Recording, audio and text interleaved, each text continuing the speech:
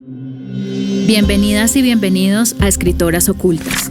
En esta tercera temporada, titulada Entre barro y jardines, mujeres, educación artística, exhibición de arte y participación popular, continuamos explorando el vasto archivo del periodismo cultural en Colombia en las décadas de 1940 y 1950. En las páginas del periodismo cultural de mediados del siglo XX se dibuja una historia parcial, una historia donde algunos cuerpos, voces y saberes apenas asoman. Están ahí, en los márgenes de la crítica, en las notas breves, pero rara vez ocupan el centro. Esta temporada explora ese claroscuro, la participación de mujeres, campesinos, indígenas y artesanos en la escena artística del desarrollo. A través del archivo exploramos cómo ciertos saberes fueron visibilizados sin ser legitimados, incorporados sin ser reconocidos. Un océano de hombres. Educación técnica en artes para mujeres.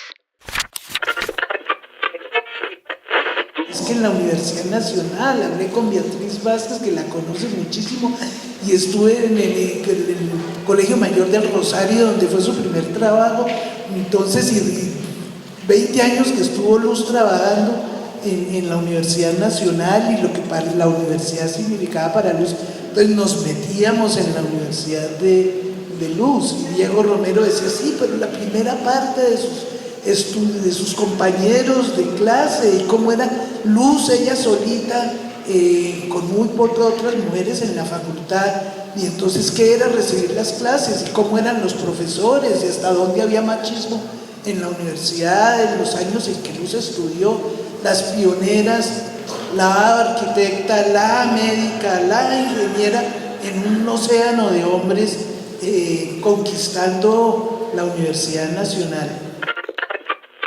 Escuchamos la voz de la arquitecta Silvia Arango en la conferencia realizada en la Facultad de Artes, Universidad Nacional de Colombia, sede Bogotá, en el año 2022, con motivo del lanzamiento del libro Luz Amorocho, Arquitecta, publicado por el Instituto Distrital de Patrimonio Cultural. Hola, bienvenidas y bienvenidos a la tercera temporada de Escritoras Ocultas. Estamos muy felices con presentar esta propuesta en la que seguimos explorando el extenso archivo de noticias, reportajes, entrevistas, agendas del periodismo cultural en Colombia. Se ha hecho evidente a través de estas 3 temporadas y del trabajo que lo antecedió de archivo la necesidad de profundizar en cuestiones que han emergido precisamente del mismo archivo. En particular, cómo se ha abordado la participación popular en el arte, y con una inquietud constante en nosotras desde la primera temporada sobre cómo se escribe la historia del arte en Colombia. Nos llama la atención el abordaje de la producción artística de mujeres indígenas, artesanas, artesanos, campesinos y campesinas, con toda la pertinencia para las discusiones y contexto actual, tanto en la producción como en el mercado o en el circuito de circulación. Las narrativas históricas en Colombia requieren una revisión profunda de los presupuestos conceptuales y metodológicos que han configurado los significados de la relación entre participación popular y artes plásticas en décadas anteriores. Estas significaciones siguen influyendo en la manera en que artistas, instituciones y el periodismo cultural comprenden y construyen el sentido y valor de esas temáticas en la actualidad. Hola Isabel. Hola. Bueno, en temporadas pasadas hemos hecho mención a las transformaciones en la educación de las mujeres, desde su acceso a la educación secundaria como a la profesional. En este primer episodio de esta tercera temporada comenzaremos con el tema de la educación para mujeres, que en el campo artístico que nos convoca podríamos decir que tiene 2 vertientes principales. La primera es la educación artística formal, relacionada con el ingreso de las mujeres en las escuelas de arte, en la Escuela Nacional de Bellas Artes, por ejemplo, que ha sido y quizás es la vertiente que más se ha estudiado en la historia del arte. Uh-huh. Entre las investigaciones más destacadas sobre el tema podemos mencionar el trabajo de Miguel Huertas, quien en el 2013 publicó la Escuela Nacional de Bellas Artes de Colombia y su fusión en la Universidad Nacional de Colombia, 1886 a 1933, donde analiza 4 momentos fundacionales de esta institución. También tenemos la tesis doctoral de la profesora Ruth Acuña, presentada en el 2017 y titulada Hacia una República Civilizada Tensiones y disputas en la educación artística en Colombia, de 1873 a 1927. Por su parte, el profesor Carlos García ha contribuido con su investigación La mujer y el arte en Colombia, su irrupción en los espacios de formación y exposición, en Bogotá particularmente, de 1841 a 1910. Y más recientemente, Silvana Andrea Mejía Echeverry publicó un valioso trabajo titulado Cronología de la Educación Artística Escolar en Colombia del siglo XIX al 2016. El estudio de la Escuela de Bellas Artes ha sido particularmente prolífero. Hay varios investigadores e investigadoras que se han dedicado a historiar esta iniciativa y en algunos de ellos han elaborado específicamente el papel de la mujer en este contexto. Incluso algunos de estos estudios han derivado en proyectos curatoriales como, recordemos, Mujeres entre líneas, una historia en clave de educación, arte y género, que se presentó en el Museo Nacional con la curaduría de Carmen María Jaramillo.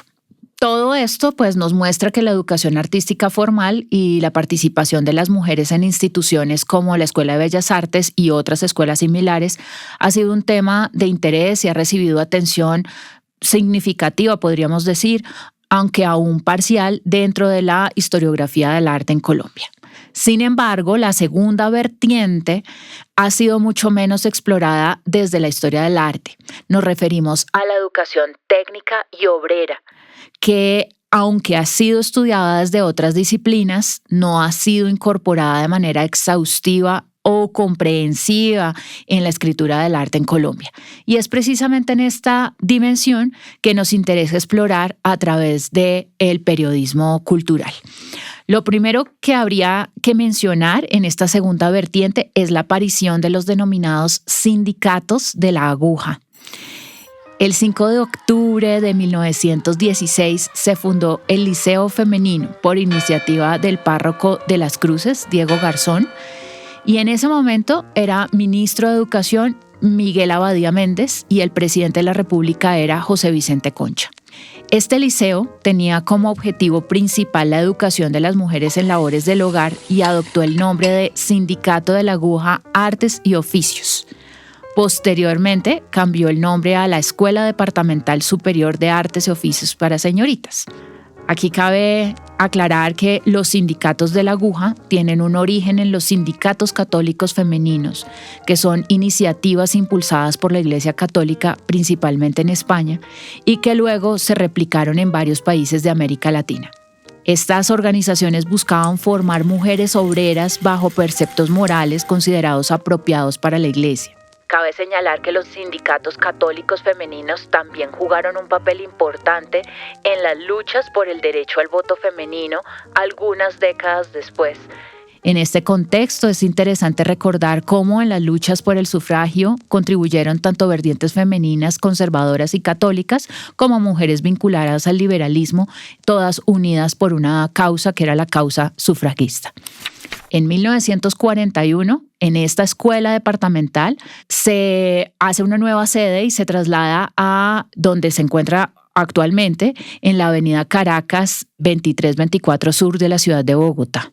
Sí, hasta ahora es la primera vez que nos están escuchando. Esta es nuestra tercera temporada y quiero hacer aquí como una nota de pie de página, y es que suele pasarnos en nuestros archivos por manejar un volumen tan grande de archivo que seguramente se van a dar cuenta que vamos a proponerles ciertos desvíos que tienen mucho sentido. Es la manera de operar de nuestra metodología. Va a ir siguiendo ciertos hilos que nos podrían llevar a otros lugares donde encontramos que se anudan estos sentidos que estamos proponiendo. Uno de esos precisamente tiene que ver con lo que acabas de nombrar.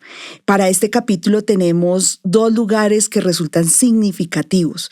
El primero, significativos en relación con esto que estamos hablando, que acabas de mencionar, de este otro enfoque de la educación para mujeres, educación artística, pero de tipo técnico.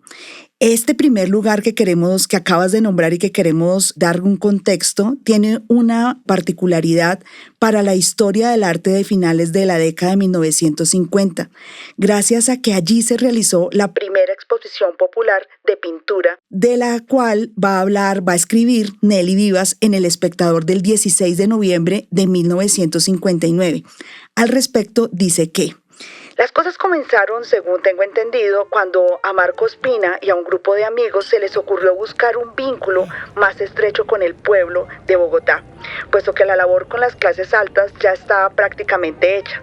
Las salas de exposición son muy visitadas y la gente ya no se conforma con ver los cuadros colgados en esos muros, sino que quiere llevarlos a su casa. No por alarde, sino porque le gustan y se identifica con ellos. Pero el pueblo continúa al margen, ya que son poquísimas, por no decir ninguna, las personas de las clases obreras que se ven aventurarse en una sala de exposiciones, sea por timidez, por falta de costumbre o por ignorancia. El pueblo, lentamente y con paciencia, tiene que irse elevando en todos sus niveles y todo paso que se dé en cualquiera de sus aspectos es importantísimo y merece no solo ser apoyado, sino también estimulado. Recordemos que Nelly Vivas tiene un capítulo especial en nuestra primera temporada. Más adelante la autora menciona que más o menos lo mismo puede decirse de la pintura, refiriéndose a que para ese contexto, en 1950, el teatro estaba tratando de acercarse, se trató en nuestra segunda temporada precisamente de teatro, de establecer esos vínculos con los públicos en un sentido de públicos populares. Dice Nelly Vivas: ha sido verdaderamente emocionante ver entrar a la gente por el Salón de las Cruces, en desfile compuestos por gentes de todas las edades y de todas las condiciones, con predominio del humilde. Algunos se paran silenciosos ante un lienzo, miran, remiran, vuelven a mirar y se alejan meneando la cabeza. Otros ríen de buena gana. La mayoría trata de encontrar parecido entre lo que hay en el lienzo y un objeto o ser de la vida real. Muchos observan con inteligente curiosidad y vencen su timidez para preguntar el porqué o el significado de muchas cosas. El párrafo a continuación es el que nos permite anudar lo que vienes diciendo de cómo ese lugar que dio sede al Sindicato de la Aguja y luego a este colegio tiene ese sentido que nos interesa remarcar para la historia del arte. Artistas y maestros es el subtítulo. Previendo todas estas reacciones, los pintores convinieron en que estarían listos para ofrecer cualquier disertación que viera el caso, así como hacer de guías a pequeños grupos para recorrer la exposición. Lo primero que pensaron los del público fue en colectar los autógrafos de los artistas, personajes hasta estos momentos extraños e inaccesibles. Deben haber quedado gratamente impresionados por la amplia y cordial sonrisa de Alejandro Obregón, la serena palabra de Luis Alberto Acuña, la chivera de Fernando Botero, la doctoral seriedad de Luis Fernando Robles, el humor de Marcos Pina, la suavidad de Mariel Muheim, la solícita atención de David Mansur y por sobre todos el hecho de haber descubierto que los artistas son seres tan sencillos y tan humanos como ellos mismos. Fin de cita de este artículo para el periódico Espectador de Nelly Vivas de 1959. Retomando la elección del lugar para esta exposición, importante señalar que estuvo motivada por la expansión de Bogotá y la declaratoria de Distrito Especial, según Decreto Legislativo 3640 de 1954 y de publicación del 21 de enero de 1955, en el que se dice, abro comillas, en 1954 se integraron a Bogotá 6 municipios del departamento de Cundinamarca, Engativá, Fontibón, Suba, Usme, Usaquén y Bosa, que dejaron de ser municipios y pasaron a ser localidades de la ciudad. Este fue un paso crucial en la expansión y administración de Bogotá como un distrito especial, más tarde convertido en distrito capital en 1991 con la nueva Constitución. El lugar también coincide en la elección de este lugar, tanto para el Sindicato de la Aguja, para la exposición de pintura popular, coincide también con el hecho de que ha sido inaugurada el 25 de mayo de 1957 la capilla del Liceo Femenino de Cundinamarca, Nuestra Señora de la Luz, cuyo diseño arquitectónico fue encomendado al arquitecto Juvenal Moya Cadena. Juvenal Moya Cadena, para este momento esta será una de sus últimas obras, sin contar la que será construida e inaugurada de manera póstuma. Juvenal muere en 1958. ¿Y quién le da un valor especial al diseño moderno y a los vitrales?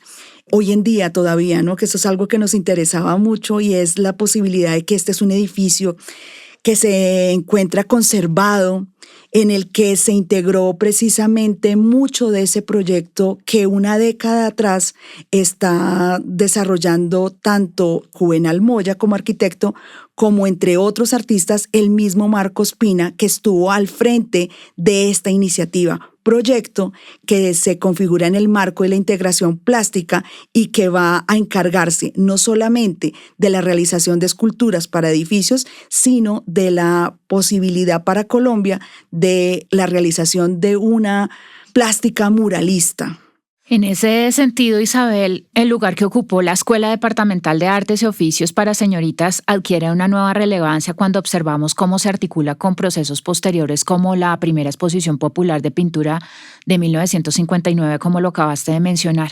Y vale resaltar que para las bodas de plata de la institución, en el 1942, el gobierno nacional otorgó un auxilio de 20.000 pesos al Sindicato Nacional de Obreras de la Aguja a través de la Ley Segunda de 1942. Para referencia, era presidente Eduardo Santos, el ministro de Hacienda era Carlos Lleras Restrepo y el ministro de Educación Germán Arciniegas, que será fundamental en estos procesos de formación. Aquí entonces las preguntas sobre el acceso a la formación y la participación en el arte se transformaron en acciones concretas, espacios expositivos pensados en un espectro más amplio de espectadores, encuentros entre artistas reconocidos y públicos no habituales y una voluntad explícita para derribar las barreras en el circuito del arte. Entonces, en esa medida, este informe permite tener un panorama de las precarias condiciones de desarrollo del país en las zonas rurales y urbanas a mediados del siglo XX, por dos razones. Primero, porque determinó los factores de su retraso, los problemas de tenencia de la tierra, los cambios sociales, técnicos, pues, económicos y políticos que se necesitaban para poder hablar de desarrollo y la necesidad de que esta mirada se fundamentara sobre todo en la población como un eje de planificación, ¿no? Desde sus desigualdades, desde el necesario bienestar social y pues el aumento de los niveles de vida y mejoramiento de los índices de educación. Escuchamos a la profesora Ana Patricia Montoya Pino, coordinadora del Centro Editorial del Instituto de Estados Urbanos de la Universidad Nacional de Colombia, sede Bogotá. Recomienda el informe final de la Misión Economía y Humanismo en Colombia, 1954-1958, dirigido por el sacerdote francés Louis-Joseph Le Bret. Las misiones Kemmerer, 1923-1930, Curie, 1949-1950 y Le Bret, 1954-1956, diagnosticaron el acontecer económico y social del país y determinaron las condiciones para emprender procesos de crecimiento a partir del desarrollo de la educación técnica, industrial, en diferentes niveles, para así cumplir con los requerimientos de políticas externas que promovieron el desarrollo de América Latina, lo cual impulsó la formación técnica e industrial y la consolidación del sistema educativo en general. Hay un artículo que particularmente nos interesa señalar y es de 2018 de John Arbeláez, que se titula El informe Le Bret, propuesta que pudo haber evitado una guerra de 60 años, para la revista Le Bret. En este artículo, el autor analiza de forma extensa los factores que contribuyeron precisamente entre este modelo de misiones económicas y de los diagnósticos que van a dar, específicamente la que tiene que ver con la misión Le Bret en ese contexto de la década en que estamos para nuestra tercera temporada. Para el padre Le Bret había unos factores claves que de haberse atendido hubieran, según la postura del autor, evitado la guerra de 60 años, que todavía en este contexto estamos padeciendo de muchas maneras.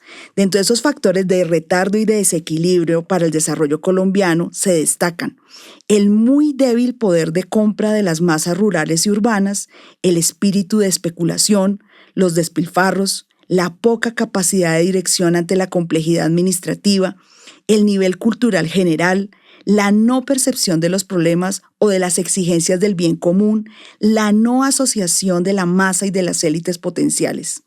Todos estos factores, dada la época, bien pudieron haber sido subsanados a excepción del último, pues como lo analiza a continuación el informe, esta falencia hace parte de la cultura general de las élites y de la masa popular. Por lo tanto, se hubiera requerido una educación a fondo durante muchos años sobre el verdadero significado del bien común, educación que el país, luego de tantas décadas, aún no ha emprendido y ni aún hoy se vislumbra su inicio. Consideraciones válidas que tienen que ver con los factores retardadores del desarrollo.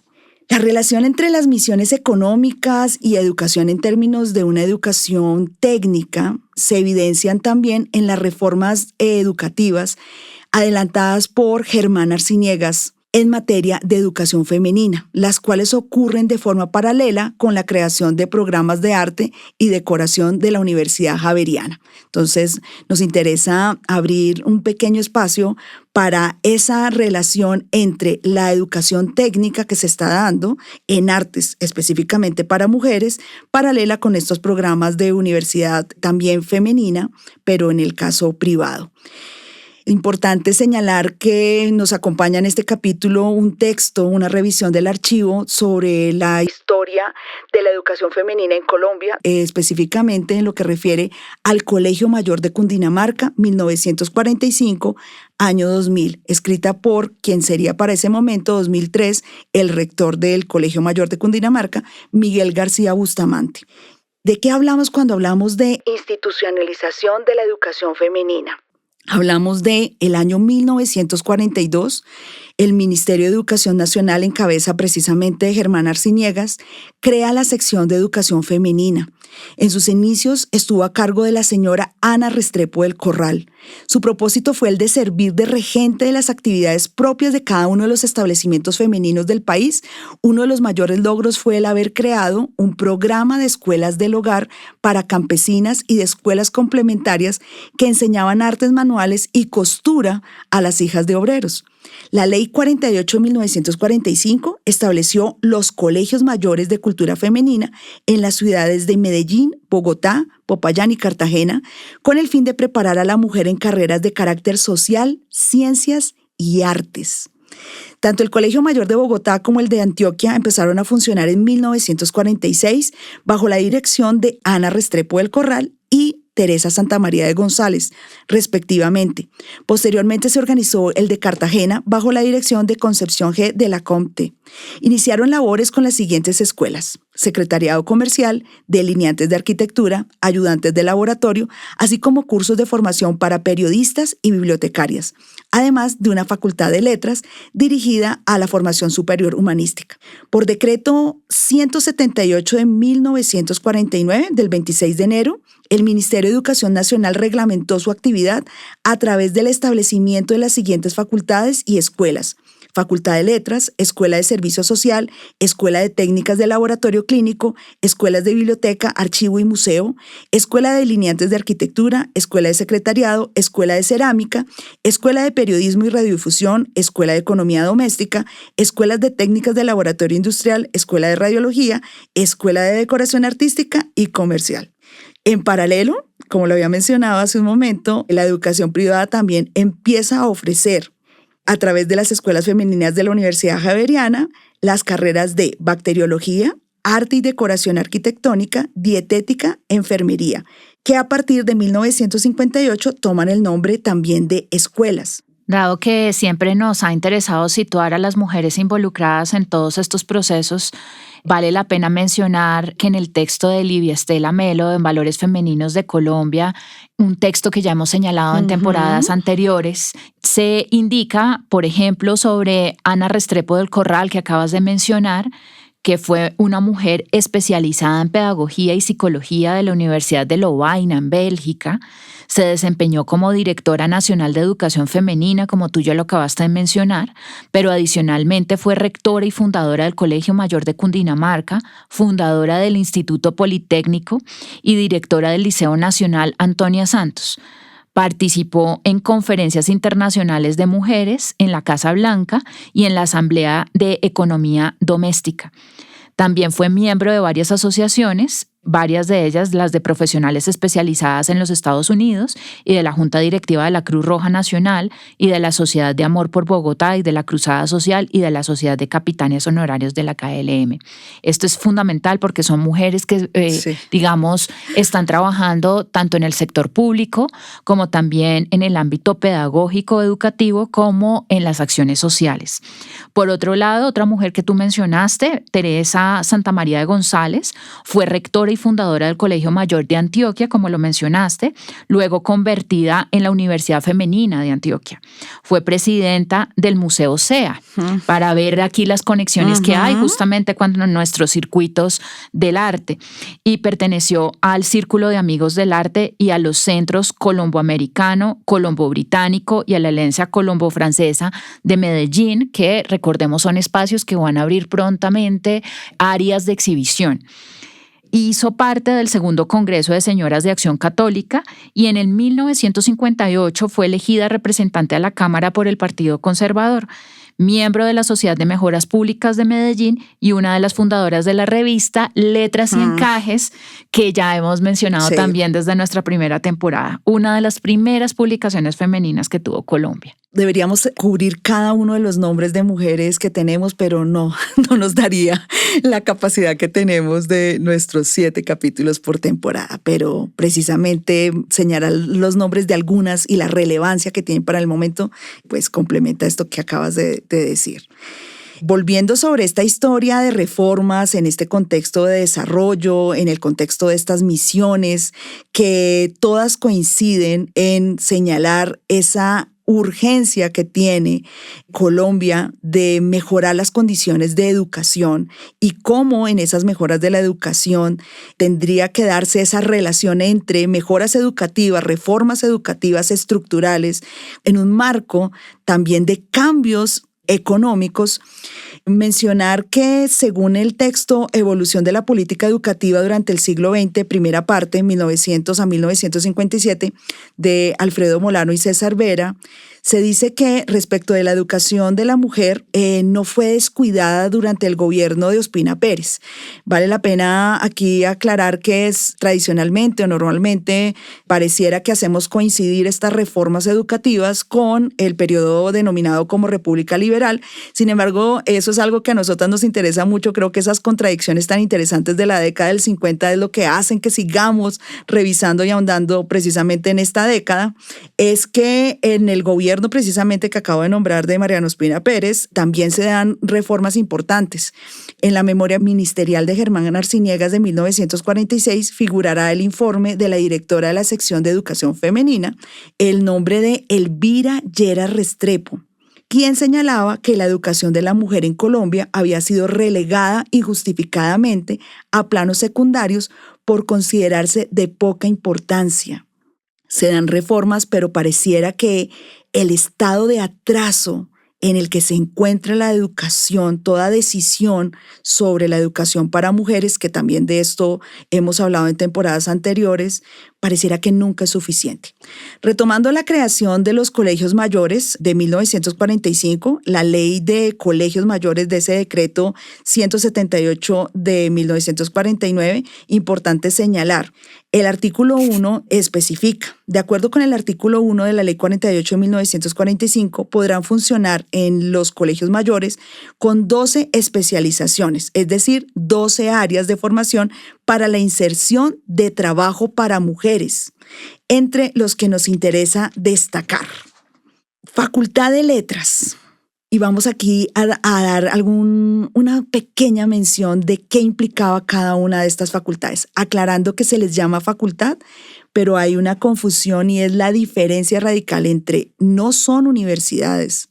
Los colegios mayores son colegios mayores, no necesariamente universidades. Esto va a tener unas implicaciones importantes.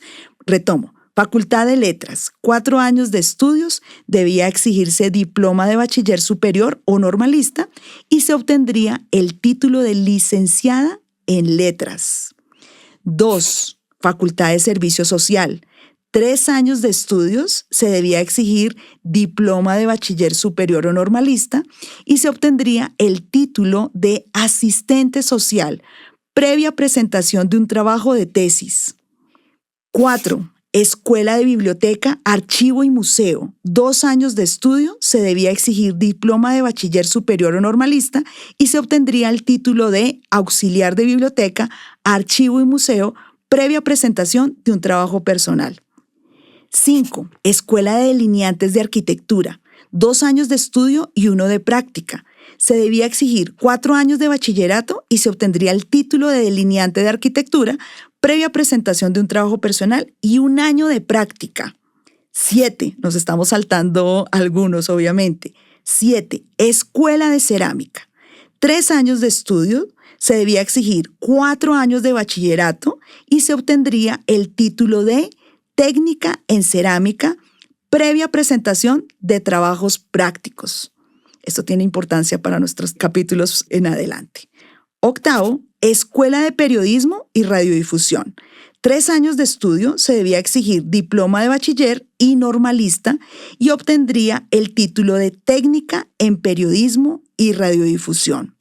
Quiero devolverme un poco a la Facultad de Servicio Social porque seguramente nuestras oyentes y nuestros oyentes notarán que es el único que no tiene que ver directamente con las artes y sin embargo lo hemos mencionado. Y tiene que ver precisamente con el trabajo de una mujer que nos interesa muchísimo. Cada encuentro con estos nombres de las mujeres es, de nuevo insisto, abre un archivo que no alcanzamos a cubrir por completo, pero al menos mencionar el nombre de María Carulla de Vergara. Esta mujer será la fundadora anterior al Colegio Mayor. Ya existe precisamente ese antecedente en 1936 de la Escuela de Servicio Social anexa al Colegio Mayor, en este caso de Nuestra Señora del Rosario. La particularidad de María Carulla de Vergara, pero además del programa de servicio social en este contexto de desarrollo y en este contexto de la vinculación entre unos públicos que hasta ahora habían sido muy cerrados, asociados con unas élites, y la apertura precisamente en ese marco del distrito especial y la anexión de estos municipios, es el hecho del papel tan importante que tendrán las mujeres que se gradúan de servicio social una vez empieza el programa internacional de Alianza para el Progreso.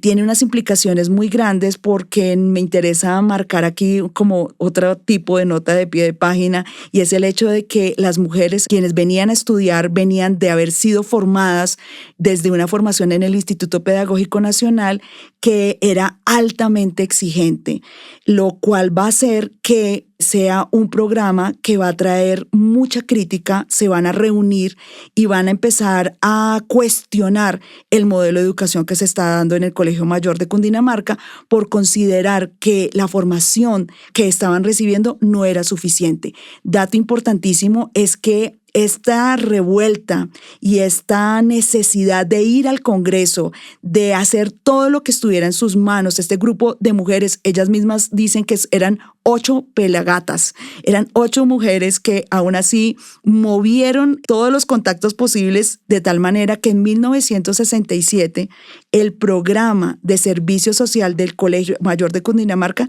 se anexa a la Universidad Nacional de Colombia.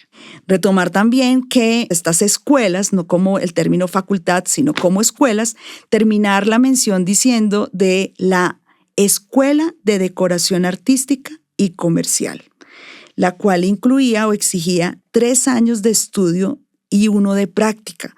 Se debía exigir 4 años de bachillerato y se obtendría el título de técnica en decoración artística y comercial.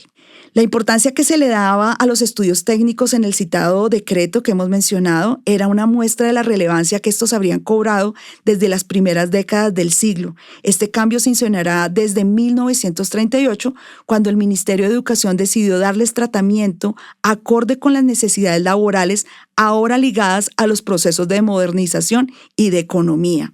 Es decir, que están paralelos a los proyectos de la necesidad de ofrecer a las mujeres unas condiciones aptas, una formación para entrar en el campo laboral. Las características de los programas ofrecidos y de estos programas, como lo decíamos específicamente con la Escuela de Servicio Social, generan estas protestas, y quisiera mencionar una cita que está en el texto sobre el Colegio Mayor de Cundinamarca, que dice y nos permite como también evaluar críticamente, sí celebrar y sí como reconocer las implicaciones que tuvieron, pero también el carácter crítico que para el mismo momento ya se estaba dando. La cita dice, abro comillas, cuando la mujer se decidió a no vivir bajo el dictado del varón, se dedicó a la vida profesional y se hizo su mecanógrafa.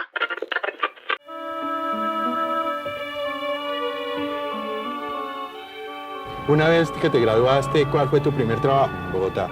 Una vez graduada, precisamente coincidió mi salida con que en el Ministerio de Obras Públicas estaba Germán Arciniegas. Entonces él fundó lo que es todavía el Colegio Mayor de Cundinamarca, pero en ese tiempo no era como hoy que también es colegio. En ese tiempo era para carreras intermedias y para mujeres. Entonces, naturalmente, dentro de las carreras intermedias, lo que correspondía a delineantes de arquitectura, era pues como casi obvio que la primera mujer graduada que acaba de salir de la universidad dirigiera ese curso. Escuchamos a María Luz Amorocho, primera arquitecta graduada de Colombia, en el programa Historia de Vida de la Televisión de la Universidad Nacional de Colombia. Luz Amorocho Carreño, 1922-2019, fue la primera mujer en graduarse como arquitecta en Colombia en 1945. A pesar de este logro y de su valioso aporte al urbanismo y a la conservación del patrimonio en Bogotá, su trabajo ha permanecido en gran medida invisibilizado. La historia oficial de la arquitectura, marcada por una mirada masculina, dejó su obra en los márgenes. El Instituto Distrital de Patrimonio Cultural, el IDPC, ha buscado revertir este olvido. En el 2022 publicó el libro Luz Amorocho, Arquitecta, dirigido por la arquitecta Silvia Arango. Allí se señala cómo su historia está hecha de pequeños triunfos, muchas veces silenciosos, que enfrentaron y resistieron el orden patriarcal de su tiempo. Amorocho fue la única mujer en la promoción de la Universidad Nacional. Participó en obras claves como la reconstrucción de Tumaco y el Hotel Tequendama, pero en firmas reconocidas, como Cuéllar Serrano Gómez, y fue relegada al rol de dibujante. En una entrevista recuperada por el blog Un día a una arquitecta, ella misma lo resume así.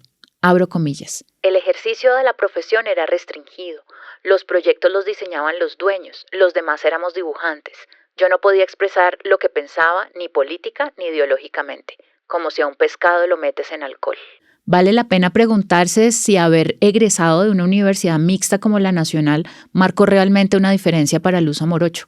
O, a pesar de este logro, el hecho de ser mujer la confinó al mismo lugar subordinado que institucionalmente se asignaba a quienes egresaban de programas técnicos diseñados para mujeres, como los institutos de cultura femenina.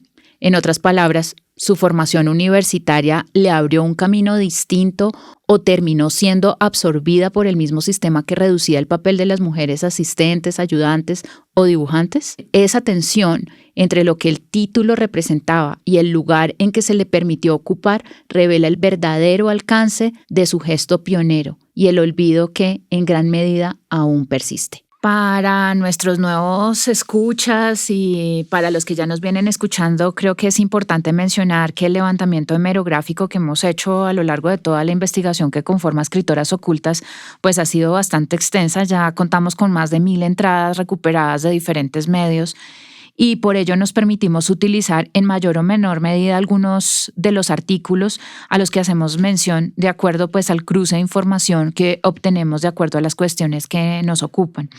Para esta temporada hemos profundizado en el material que nos aporta la revista Semana, fundada originalmente en 1946 por el expresidente y periodista liberal Alberto Lleras Camargo, justo después de terminar su mandato presidencial. Inspirado en el estilo de la revista Times de Estados Unidos, Lleras buscó crear una publicación moderna y dinámica alineada al ideario liberal de aquella época. Para ello se asoció con Álvaro Forero y la litografía de Benjamín Villegas. La primera edición se publicó el 24 de octubre de 1946. Durante esta primera etapa, Semana contó con figuras como Alberto Zalamea, los caricaturistas Jorge Franklin y Héctor Osuna y el pintor Omar Rayo. quien hacía y ilustraba las portadas. La dirección editorial pasó por manos de varios escritores, educadores y políticos de distintos sectores, incluido el conservador Belisario Betancur, quien llegó pues a transformar la revista más alineada, digamos, al partido.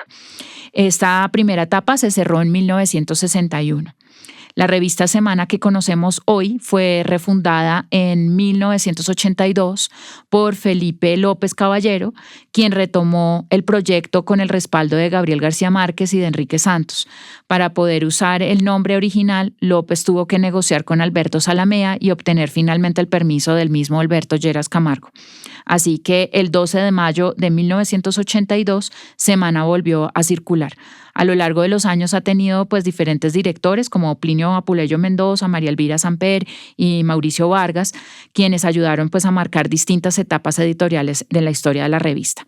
Para la década de los 50, que es la que nos ocupa, es decir, durante su primera etapa, la revista Semana tenía una sección de mujeres titulada así, Mujeres.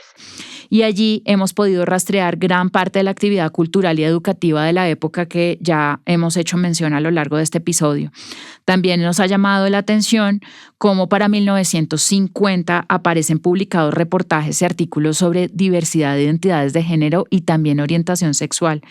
Se encontraba bajo la sección titulada Ciencia en una subsección de Sexología. Es interesante, digamos, tener esta anotación, justamente por lo que implica este tipo de discursos hoy por hoy, ¿no?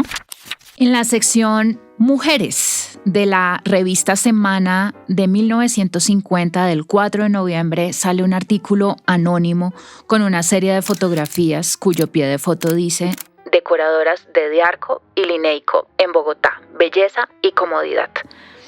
El artículo trata sobre el surgimiento y consolidación de mujeres profesionales en el campo de la decoración en Bogotá a partir de la década de 1930. El texto resalta cómo desde la creación del curso de arte y decoración mixto de la Facultad de Arquitectura de la Universidad Nacional, en 1935 un grupo creciente de mujeres se ha formado técnicamente en este campo, influenciadas principalmente por el estilo estadounidense. Colores claros, líneas simples, confort y funcionalidad, según el artículo. Interesante aquí ver además que aparte de la Universidad Javeriana, tenemos también en la Facultad de Arquitectura de la Universidad Nacional un curso de arte y decoración mixto, porque este es un énfasis que hace, digamos, el artículo. El artículo subraya que, aunque aún no es una profesión ampliamente reconocida por el público colombiano, ya existen varias oficinas de decoración dirigidas por mujeres, entre ellas Diarco, liderada por Ileana Domínguez, Inés Barrios, en asocio con Lizzy Gubert; Lineico, a cargo de Cecilia Restrepo, Lucía Melendro, Mariela Lleras y Rosa Matilde Torres; y Decoración, fundada por Josefina Carrillo, Lucía Herrera, Cecilia Vázquez y Gloria Noriega. Estas empresas se han especializado en diversos aspectos del diseño, como la decoración de vitrinas comerciales, salones, tiendas y galerías de arte. El artículo también enfatiza que aún hay desconocimiento en el público general sobre el valor de la decoración hecha por profesionales, pero las empresarias son optimistas, pues consideran que la nueva arquitectura de Colombia estimulará el interés por la decoración técnica y estética, vista como una necesidad inherente a los espacios contemporáneos. Es interesante anotar que en esta empresa Lineico trabajó Judith Márquez. Ya hemos hecho mención a Judith Márquez en nuestras temporadas pasadas también. En variaciones alrededor de la obra de Judith Márquez, de Carmen María Jaramillo y Jorge Jaramillo, se señala que, abro comillas, la autogestión también fue uno de los campos explorados por la artista. En este terreno se destaca además la edición de la revista y la creación de la empresa Lineico, Línea y Color, al parecer dedicada a trabajos de dibujo, decoración y diseño, ilustración y publicaciones, entre otros. Cierro comillas. La experiencia de las empresas como Lineico no solo evidencia la creciente profesionalización de las mujeres en el campo del diseño y la decoración en Bogotá a mediados del siglo XX, sino que también muestra cómo estas iniciativas se convirtieron en espacios de autogestión y experimentación creativa. La participación de Judith Márquez, reconocida artista y gestora cultural, recordemos que como lo señalábamos en nuestra temporada pasada, hará parte de Índice Cultural, reafirma el carácter multidisciplinario y visionario de estos proyectos que integran ilustración, diseño, publicaciones y decoración.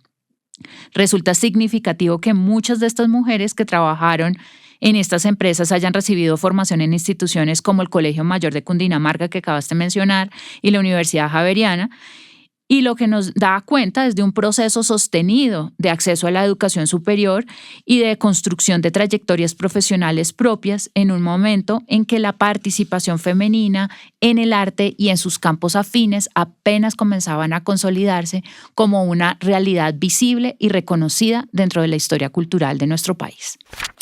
Precisamente en lo que el archivo nos permite ver, también en este campo nos ubica a ese grupo de ceramistas que mencionamos que se han formado en el Colegio Mayor de Cundinamarca, que va a estar dirigido por otra interesante mujer que se llamó Bica Marotti de Goenaga.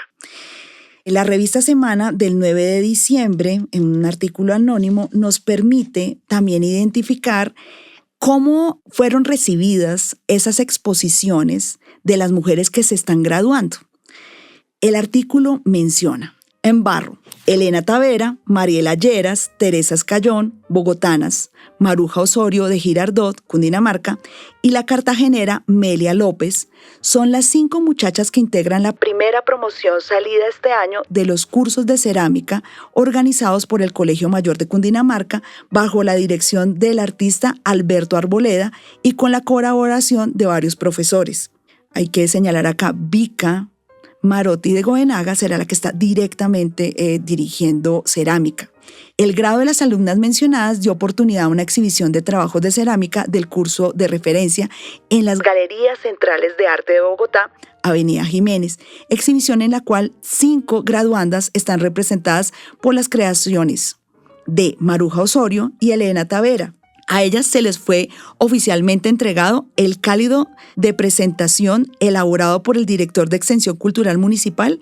Maruja Osorio presentó 20 obras y Elena Tavera 13. La exposición se inauguró el viernes 24 de octubre.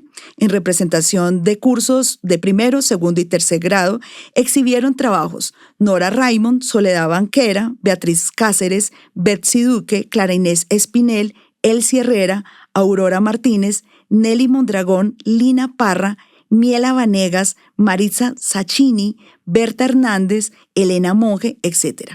Clara Lucía Restrepo, Teresa Escayón, Nelly López, Cecilia de Silva. En total, 80 piezas de barro cocidos. Se sirvieron en la recepción algunas deliciosas delicadezas politécnicas admirablemente decoradas y presentadas por alumnas de este plantel. Los precios oscilaban entre 5 y 80 pesos. La profesora manifiesta que obtener el grado de técnica en cerámica no es tan fácil como parece. Y abre comillas. Mis alumnos, agrega, para ser admitidas al Colegio Mayor de Cundinamarca, sección de cerámicas, deben tener aprobado el tercer año de bachillerato. Después de 2 años de estudio técnico y de práctica, deben aprender modelado popular, modelado al natural, modelado artístico, química de esmaltes, preparación de pastas, dibujo, decoración, historia del arte y alfarería, moldearía y prácticas en el torno. Desde la fundación de esta escuela hace 5 años, muchas son las que se inscriben entusiastas y pocas tantas las que se tornan difíciles. Actualmente, la especialidad cuenta con 20 alumnas, sin contar con las 5 tituladas. El plantel. Hace 5 años, el ministro de Educación, Germán Arciniegas, fundó el Colegio Mayor de Cundinamarca. El plantel se destinó a la enseñanza práctica y especializada para muchachas relacionadas con la afición a los cerámicos. La enseñanza se lleva a cabo en los salones que fueron corredores del edificio del Panóptico o del edificio del museo. Una dama italiana, Bica Marotti de Goenaga, casada con el presidente del Club de Abogados, Alberto Goenaga, pintora y ceramista, tiene a su cargo la dirección de la sección Estudios de Cerámica. Colaboran en el profesorado, además del ya mencionado ceramista Alberto Arboleda y del profesor Luis José Sánchez, la escultora Josefina de Barba, esposa del famoso escultor español y colombiano Ramón Barba, el químico Tulio Marulanda y el decorador José Bagolinas. A pesar de los espacios, salones y talleres y de la excelente nómina de colaboradores, la enseñanza tropieza con serias dificultades, tales como la carencia de esmaltes, hornos eléctricos, etc. Hace unos minutos hablamos de cómo 2 lugares nos permitían también recrear y entender la forma, los modos en que se daba la vida cultural para esta década del 50. Así como mencionábamos anteriormente, el edificio de Juvenal Moya, también importante señalar que el Colegio Mayor de Cundinamarca ocupó el edificio del Museo Nacional y que en realidad en el proyecto de Germán Arciniegas, la mayor parte del edificio debería estar destinada a ese Colegio Mayor de Cundinamarca. A mediados de 1946 se desocupa de su función de cárcel. Para ese momento había 420 presos, 120 guardias. Se hace todo el trasteo. Es precisamente desde el Ministerio de Educación que Germán Arciniegas consigue que se acelere el proceso de la cárcel que para ese momento debía recibir a los presos y que permitiría el cambio de uso del edificio del panóptico. Hay unas particularidades muy importantes de ese uso del edificio, y es que si bien se inaugura precisamente el 7 de agosto de 1946, el Colegio Mayor de Cundinamarca ocupará el lugar central del edificio hasta 1948, precisamente ese 7 de agosto, el momento en que Mariano Ospira Pérez se posesionará como presidente de la República. Unas horas antes se ha dado la inauguración del Colegio Mayor de Cundinamarca. También se inaugura para ese momento los museos. No se habla de un museo nacional, sino se hablan de los museos de historia, etnología y arqueología, bajo precisamente la dirección del Instituto de Etnología. A cerrar el comentario sobre lo que significa este lugar que está ocupado por presos y que va a pasar a ser una entidad educativa o este centro de formación técnica para mujeres, va a generar también unas tensiones. Tanto es así que para 1948 el Colegio Mayor de Cundinamarca tendrá que irse hacia la parte de atrás donde todavía se conserva, ¿no? Y va a perder ese lugar que tenía en el proyecto de Germán Arciniegas. Asimismo, nos ha interesado comparar más detalladamente prensa conservadora y liberal, y para este mismo momento sale publicado en el periódico El Siglo de 1950, pues valga la aclaración, el 8 de enero, un artículo anónimo titulado Nuestra Escuela de Bellas Artes. El artículo, pues luego de hacer un resumen sobre el origen de la Escuela de Bellas Artes, gracias a la iniciativa de Alberto Urdaneta, el artículo señala, abro comillas, los nombres de Andrés de Santa María, Ricardo Acevedo Bernal, Epifanio Garay y Francisco Cano fueron altos exponentes de nuestra cultura pictórica por aquel entonces y hoy tan lamentablemente destruida por los iconoclastas que siguen las enseñanzas de la barbarie mixtificada fríamente por la tiránica Rusia. Y más adelante indica, abro comillas nuevamente, si la civilización occidental ha sufrido el impacto destructor que atenta contra sus mejores tradiciones en lo que se refiere a la expresión cristiana de sus grandes artistas, ¿qué podrá esperar estos pueblos de nuestra joven América española y la mano de la divina providencia no detiene el empuje devastador de la barbarie en marcha? Cierro comillas. Este contraste entre Semana y El Siglo de la década de 1950 evidencia con claridad las tensiones ideológicas de una época. Mientras Semana desde una perspectiva liberal abría espacios con la sección de mujeres para visibilizar el papel de las mujeres en la vida cultural y educativa, El Siglo, representando el pensamiento conservador, manifestaba una visión algo más alarmista frente a cambios culturales, especialmente el ámbito comunista. En el artículo sobre la Escuela de Bellas Artes no solo se exaltan figuras del arte nacional en un tono un poco más nostálgico, sino que advierte contra lo que llaman la barbarie en marcha, asociada a las influencias modernas pues, de la época o a las posturas de la amenaza comunista. Estas posturas opuestas ilustran cómo la prensa de mediados del siglo XX no solo informaba, sino como modela imaginarios sociales y disputas activas en lo que va a ser el rumbo cultural del país y la postura de las mujeres también aquí. Uno respondía por el trabajo. Las mujeres ahora se mandan solitas.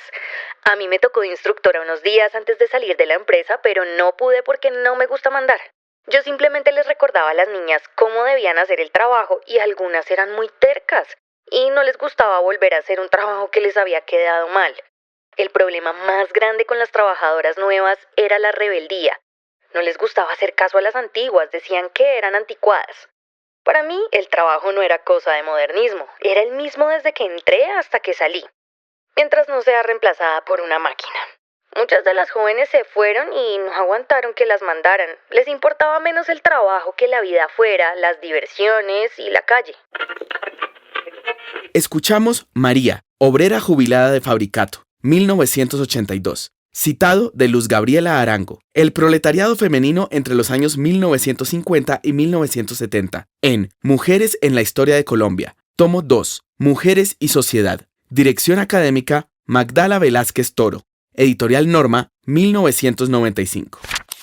Quisiera retomar precisamente el audio que acabamos de escuchar del libro de Luz Gabriela Arango sobre el proletariado femenino, porque sería imposible no vincular una pregunta en este capítulo sobre la formación técnica y sobre esa reflexión sobre la formación obrera con algunas estadísticas, con algunos datos que nos da precisamente esta autora.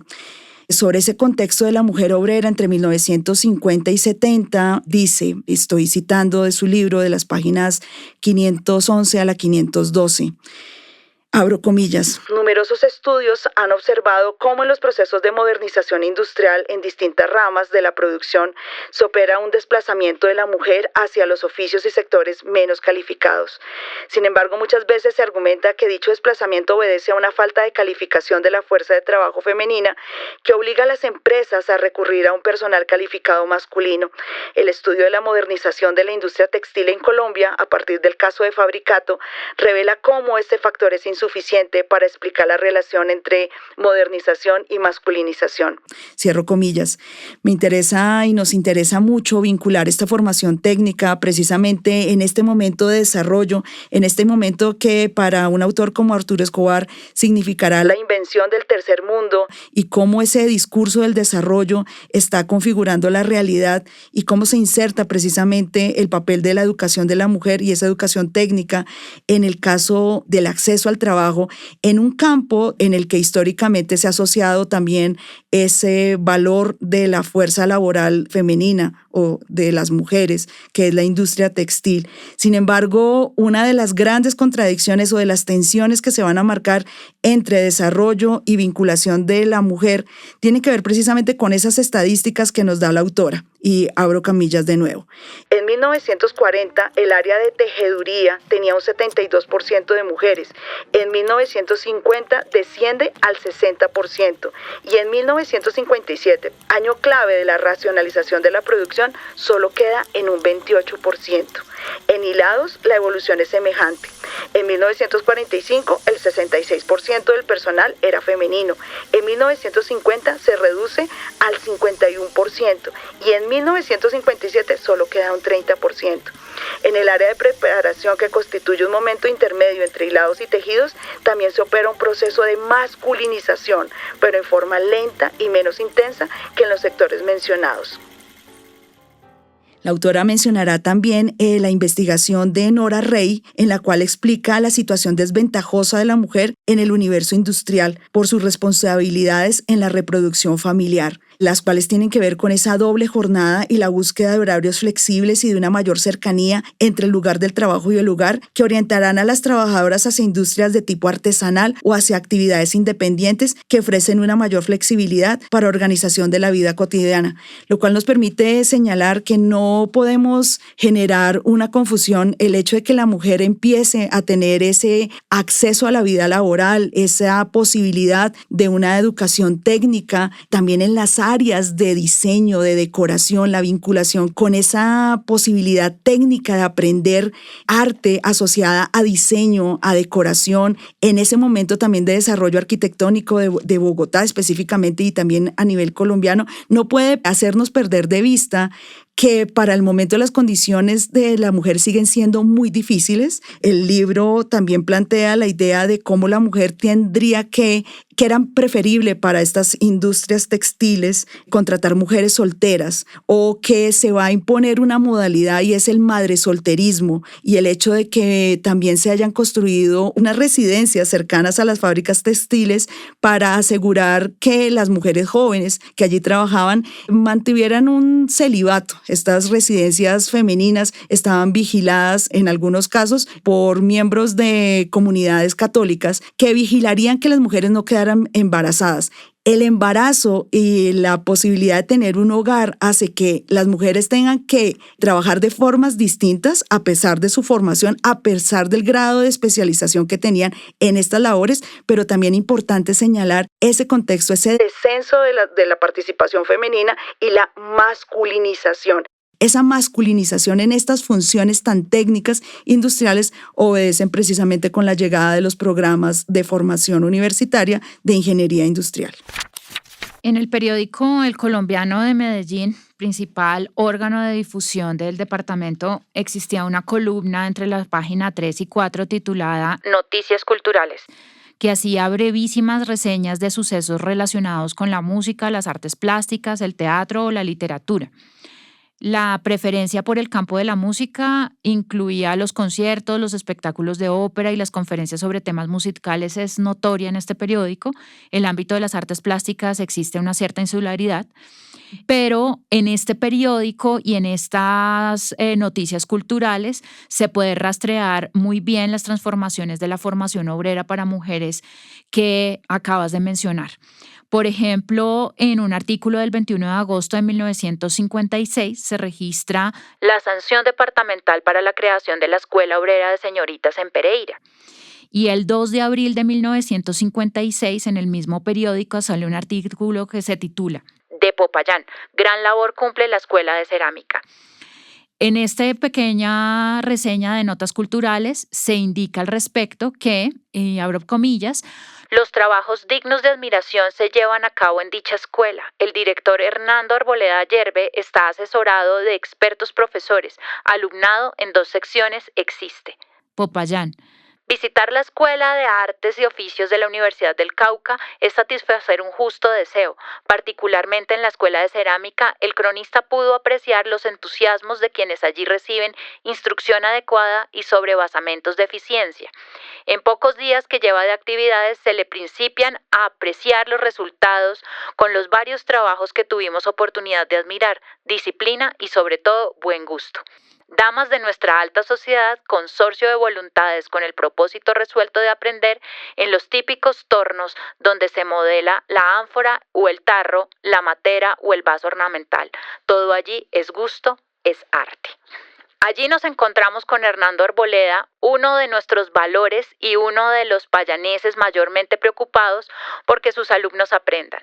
Él es el director y la escuela funciona desde este año, amparado igualmente en las artes y oficios. El profesorado está formado además del director, que dicta las asignaturas de dibujo aplicado a la cerámica e historia del arte, por los siguientes profesores: técnico ceramista español, señor don Fructuoso del Río Gutiérrez, quien debe llegar en estos días procedente de Madrid. Bajo su dirección estará la parte técnica como preparación de pastas, barnices, esmaltes, etc. y el manejo del fuego en hornos y muflas. La señora de Westphalen, que dicta clases de modelado libre, el señor Gerardo Lubino Garcés, a cuyo cargo se halla la sección de torno y la preparación de gredas. El alumnado se compone de unos 40 muchachos matriculados en 2 secciones, aficionados y preparación de técnicos ceramistas. Hay un grupo de 10 obreros a quienes la universidad, por iniciativa de su rector, ha concedido una matrícula gratuita con el fin de capacitarlos para adquirir un noble oficio. El anhelo de aprender y el entusiasmo que la creación de la escuela ha despertado en todas las capas sociales de Popayán hacen asegurar un éxito rotundo para esta disciplina del arte. Allí reciben instrucción práctica y vimos entusiastas en los hornos, manejando hábilmente las gresadas y gentiles damas de nuestra sociedad como doña Luz Muñoz de Zambrano. Igualmente, en el mismo periódico del 26 de noviembre de 1957 se publica un artículo titulado Instituto de Cultura Popular de Medellín, Popayán por L.E. Chávez. Y allí se indica, abro comillas, la mujer fuera de la preparación comercial que la faculta en la defensa económica recibe también la preparación tan necesaria hoy en día para convertirla en una verdadera ama de casa, costura, culinaria, sombrerería, etc. Pero tal vez en donde se llena verdaderamente la alta función social, a más de técnica, es en el campo masculino. Cierro comillas. Los registros de prensa que acabamos de mencionar de los años 50 muestran cómo la educación técnica y cultural comenzaba a abrirse paso entre distintos sectores sociales y diferentes regiones del país, no es solo Bogotá, con una marcada diferenciación de género que refleja los valores de la época. Mientras que a los hombres se les formaba para ejercer oficios técnicos y productivos considerados socialmente útiles y económicamente rentables, a las mujeres se les ofrecía una educación orientada en los roles del hogar, costura, cocina, sombrerería o en algunos casos formación de oficios artísticos como la cerámica. Esta división revela una concepción moral, podríamos decir, profundamente arraigada en la que la educación femenina debía complementar su papel doméstico, mientras que la masculina se proyectaba hacia el sustento y el desarrollo nacional. Sin embargo, el entusiasmo de las mujeres por aprender, incluso los espacios tradicionalmente masculinos y su participación activa en las escuelas, como la de la cerámica de Popayán, pone en evidencia una silenciosa pero firme voluntad de transformación. La reflexión moral que emerge de esta comparación es clara. Mientras que la sociedad delimita funciones según el género, el verdadero valor de la educación como un motor de igualdad, dignidad y progreso comienza a manifestarse a través del deseo compartido de aprender, especialmente en esta década de los 50, que coincidirá además con las luchas del voto femenino.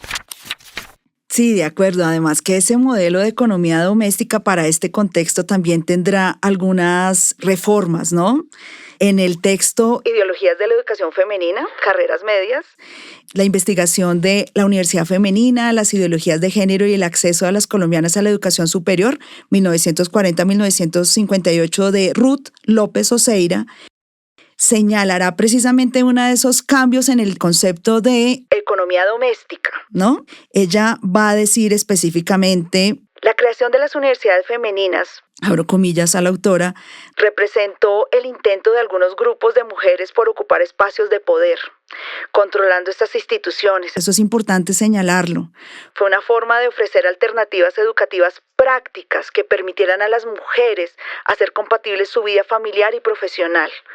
Fue una manera de influir en la transformación de los valores imperantes en la sociedad, convencidas de que ellas mismas debían crear nuevos modelos sociales de mujer, una nueva feminidad, que correspondiera a los nuevos tiempos y a las necesidades de la mujer moderna. Pese al relativo fracaso histórico de las universidades femeninas en Colombia, su estudio no deja de ser interesante y nos permitirá establecer comparaciones con otros contextos, como fue el caso de Estados Unidos, donde las universidades femeninas privadas tuvieron una importancia mayor que las universidades mixtas y estatales en la formación de las primeras generaciones universitarias, que va en coherencia con esto que acabas de decir, ¿no? Es este impulso y esta resolución de las mujeres de hacerse un espacio tan necesario y tan tardío, si estamos hablando de esta década de 1950.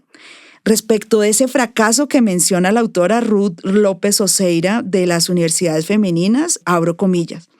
Las promotoras de la universidad femenina esperaban lograr una mayor valoración del rol social de la mujer, definido en términos de esposa y madre, para demandar del Estado una mayor atención. Las antioqueñas no solo no rechazaron las convenciones culturales tradicionales, sino que por el contrario se apoyaron en ellas, y así lograron sus mayores éxitos.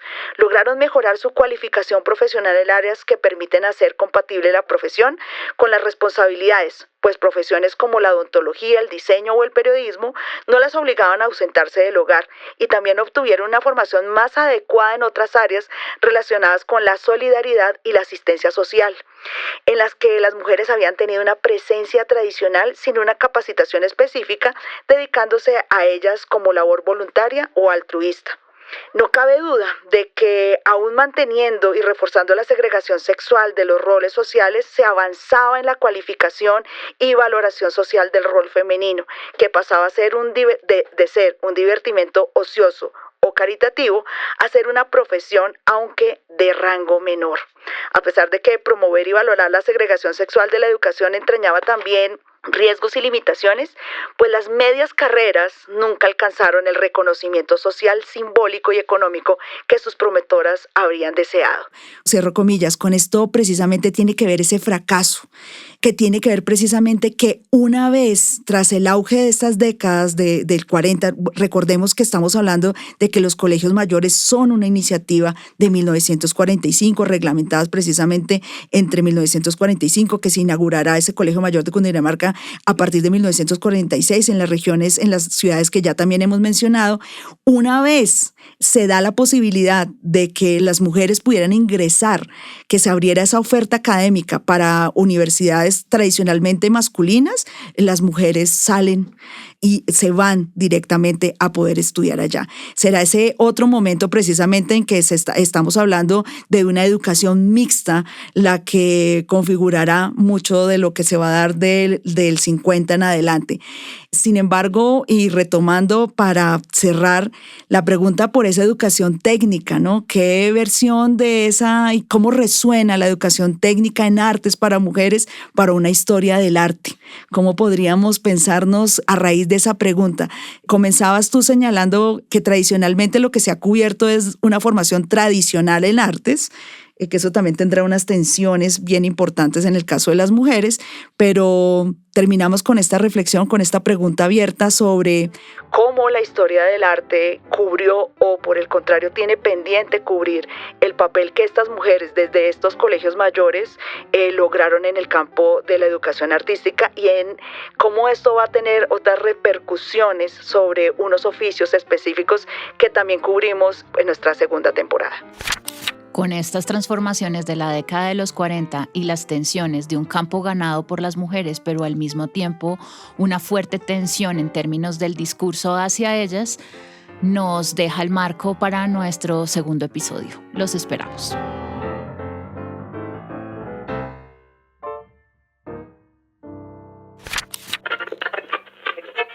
Somos escritoras ocultas. Así como las obras necesitan transporte para llegar a su audiencia, las ideas también. Gracias a Somos Art en Movimiento por apoyar la circulación de escritoras ocultas. Investigación, Isabel Cristina Díaz y Paula Matiz. Asistente de investigación, Dana Valentina Camacho Lerma y María Sofía Barreto Mejía. Community Manager, Gabriela Díaz. La música, grabación, edición y masterización está a cargo de Inman Music. Diseño de la imagen, José Ruiz. Esto es Escritoras Ocultas.